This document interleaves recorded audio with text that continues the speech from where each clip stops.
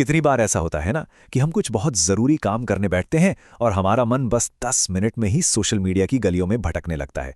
हम सब इसी भटकते हुए मन को काबू करना चाहते हैं और इसी का रास्ता, इसी की शांति का वादा बौद्धिक ज्ञान में छुपा है। जरा सोचिए इस बारे में। एक ही मन है जो हमें बड़े बड़े सपने दिखाता है, हमें कामयाबी की ऊंचाइयों पर ले जा सकता है, और वही मन हमें चिंता और डर के अंधेरे में भी खींच सकता है।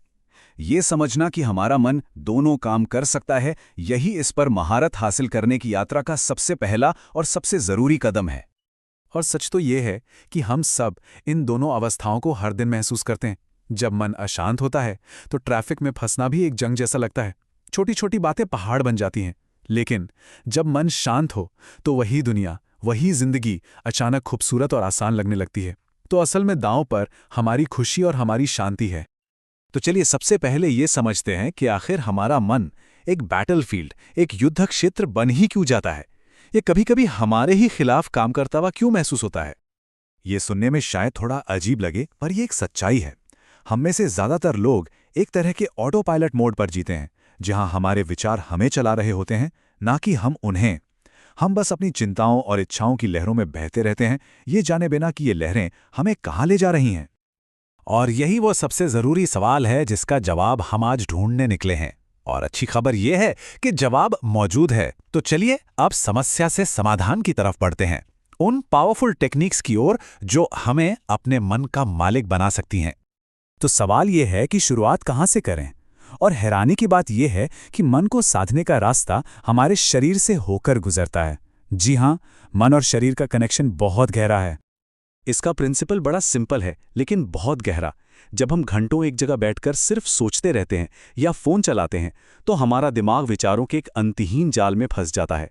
लेकिन जैसे ही हम उठकर चलना शुरू करते हैं या कोई भी शारीरिक काम करते हैं, ये दिमागी दौड़ अपने आप धीमी पड़ जाती है।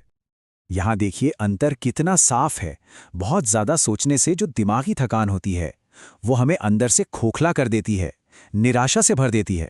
लेकिन जब हम चलकर या कोई काम करके थकते हैं तो उस शारीरिक थकान में एक सुकून होता है, एक गहरी मीठी शांति मिलती है। चलिए इसे अभी करके देखते हैं। जहां भी हैं बस एक पल के लिए रुकिए, एक लंबी गहरी सांस अंदर लीजिए, उसे अपने अंदर महसूस कीजिए और अब धीरे धीरे उसे बाहर जाने दीजिए। बस और कुछ नहीं करना है, सिर्फ अपनी सांस को आते जाते देखना है। ये एक बहुत शक्तिशाली तरीका है मन को तुरंत प्रेजेंट मोमेंट में लाने का। शरीर की बात हो गई, अब आते हैं मानसिक अनुशासन पर। क्योंकि जैसे हमारे शरीर के लिए अच्छा खाना जरूरी है, बिल्कुल वैसे ही हमारे मन के लिए भी अच्छा भोजन जरूरी है। हम अपने मन में जो डालते हैं वही हमारे विचार बन जाते हैं। ये बात थोड़ी सख्त लग सकती है, पर सोचिए हमारा मन कोई कूड़ेदान तो है नहीं जिसमें हम कुछ भी डाल दें। हमें अपने मन के दरवाजे पर एक पहरेदार की तरह खड़ा होना होगा और ये तय करना होगा कि अंदर क्या जाएगा और क्या नहीं। ये स्लाइड हमें एक साफ चॉइस देती है। एक तरफ वो चीजें हैं जो हमारे मन को मजबूत और शांत बनाती हैं, और दूसरी तरफ वो जहर है जो हमें चिंता, जलन और असंतोष के दलदल में धकेलता है। और ये चुनाव हर दिन, हर पल हमारे ही हाथ में है। ये कहावत तो हम सब ने सुनी होगी, जब मन के पास करने को कुछ नहीं होता, कोई लक्ष्य नहीं होता, तो वो पुरानी बातों, गलतियों और भविष्य की चिंताओं में भटकता रहता है।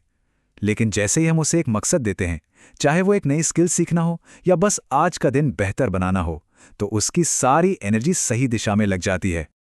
अच्छा, अब तक हमने बात की मन के इनपुट की कि उसमें क्या डालना है। अब बात करते हैं आउटपुट की, मतलब जो विचार और भावनाएं अंदर जमा हो रही हैं, उन्हें सही तरीके से बाहर कैसे निकालें और उन पर कंट्रोल कैसे रखें। यह सवाल कितना गहरा है ना? लिखना एक थेरेपी की तरह काम करता है। जब हम अपने अंदर की सारी उथल-पुथल को, सारे उलझे हुए विचारों को कागज पर उतार देते हैं, तो मन का बोझ हल्का हो जाता है और हमें क्लैरिटी मिलती है। अब एक छोटी सी कहानी सुनते हैं जो हमें सिखाएगी कि रिएक्ट ना करने में कितनी बड़ी ताकत छिपी है। एक ब्राह्मण था जो गुस्से से आग बबूला होकर बुद्ध का अपमान कर रहा था, उन्हें गालियां दे रहा था। लेकिन बुद्ध, वो बस शांत और अविचलित खड़े मुस्कुराते रहे। और तब बुद्ध ने एक बहुत ही सिंपल सा लेकिन गहरा सवाल पूछा। इस एक सवाल से उन्होंने पूरी सिचुएशन का कंट्रोल अपने हाथ में ले लिया और इस ब्राह्मण को सोचने पर मजबूर कर दिया।